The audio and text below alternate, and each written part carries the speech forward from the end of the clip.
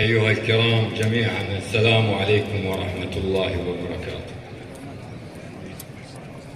من ذي قار جئت شاكرا ومجددا العزاء بذكرى رحيل الفقيد الكبير الزعيم مثنى الحاتم رحمه الله، وأوصوني بالاختصار ولأجله أقول: أشدو وفي الأحشاء هم واغل، والبدء صبر والختام تحامل، وأخوض في أصل الحكاية منهكا وأكل، ثم أقوم ثم أواصل، فالبحث في أصل السؤال مغيب، والبت في علل الجواب تجامل.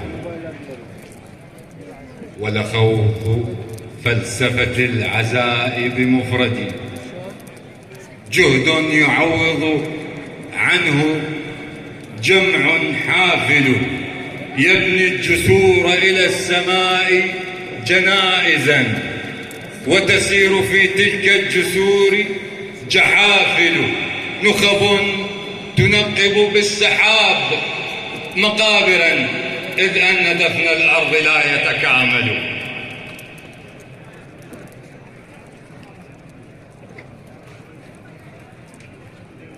قد تحتوي الأجساد أرض، بينما عرجت لبعض الراحلين منازل. يا دار من عرجوا أتيتك راثيا، وبحوزتي للعارفين رسائل، أفصحت عن حزن عميق إثره هزت لمالك مضجع ومعاقل.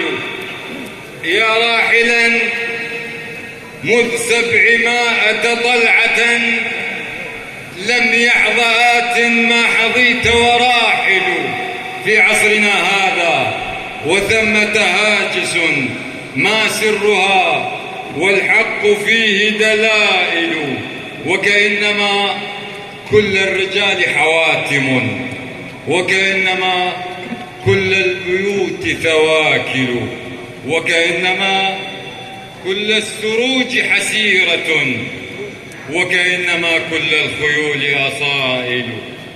ما سرها بالله أي مكانة، كم قبلكم ذاق المنون فطاحل. إثبات مجدك ليس ينفي مجدهم، لكنما كل عليه شمائل. لن أعي في مدح الأكارم دامهم كمدللين، إذ الكرام قلائل.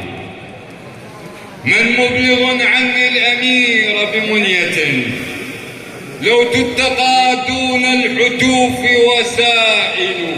لانضم للوسط الجنوب بوارد، شرف نطاعن دونه ونناصل، لكن كأس الموت يشربه الفتى، سيان رافض شربه والقابل.